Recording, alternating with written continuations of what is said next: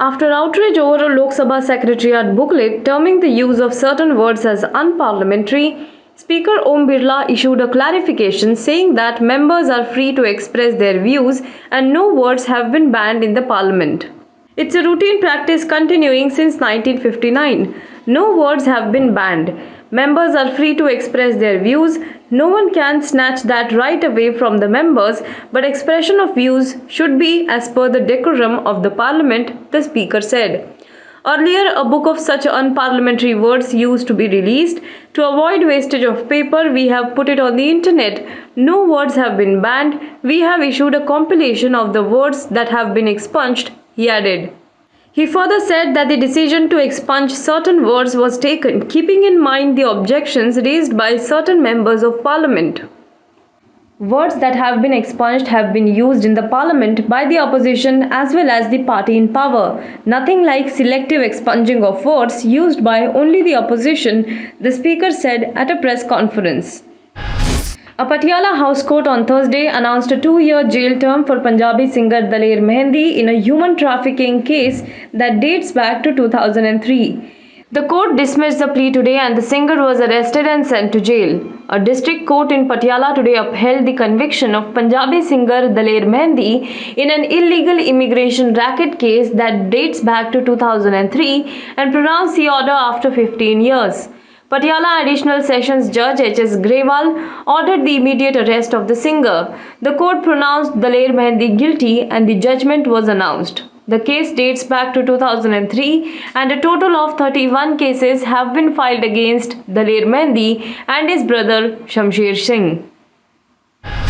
Alt News co-founder Mohammad Zubair has moved to the Supreme Court seeking to quash all 6 cases registered against him by the Uttar Pradesh police over his controversial tweets. The 6 FIRs were filed against him in UP's Muzaffarnagar, Ghaziabad, Sitapur, Lakhimpur and Hathras. Zubair, in his plea before the top court, has also challenged the constitution of the Special Investigation Team by the UP Police to probe the pending cases against him. The SIT was formed under the leadership of the Inspector General of Police, Preetinder Singh.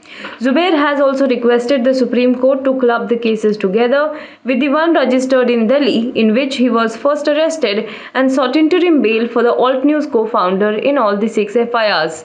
He was arrested by the Delhi police on June 27 for a 2018 tweet on charges of hurting religious sentiments after receiving a complaint from a social media user. The Supreme Court had earlier extended his interim bail in the case registered at Sitapur for allegedly hurting religious sentiments. With no relief in other cases against him, Zubair continues to be in jail. The Enforcement Directorate on Thursday arrested former National Stock Exchange CEO Chitra Ramakrishna in an illegal snooping case. She was produced before a special CBI judge earlier today. The Delhi court has sent Chitra Ramakrishna to 4-day ED custody. The ED had filed the case under the criminal sections of the PMLA against Ramakrishna, ex-Mumbai Police Commissioner Sanjay Pandey and Ravi Narayan.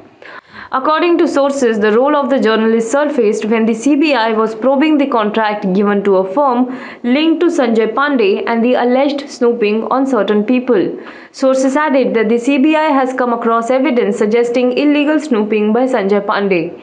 During its probe, the CBI had recovered payment receipts to a company backed by Sanjay Pandey, voice samples of recordings, original transcript of the recording, and servers along with 2 laptops from the premises of ISEC Services Private Limited, a firm that is linked to Sanjay Pandey, containing incriminating evidence of phone tapping on 4 MTNL lines, with each line accommodating 30 calls at a time. Sri Lankan President Gotabaya Rajapaksha is on a private visit and has not been granted asylum, the Singapore government said today shortly before his flight was expected to land in the city-state. It is confirmed that Mr. Rajapaksha has been allowed entry into Singapore on a private visit, Singapore's foreign ministry was quoted as saying by news agency. He has not asked for asylum and neither has he been granted any asylum. Singapore generally does not grant request for asylum, the statement read. Rajapaksha landed in Singapore on board a Saudia airline flight this afternoon. Quoting sources in Sri Lankan security, AFP reported that he is expected to stay in Singapore for some time before potentially moving to United Arab Emirates. The Lankan president had left Colombo for Maldives late on Tuesday evening. Last night, he requested the Maldives government to arrange a private jet to fly him to Singapore, fearing public backlash.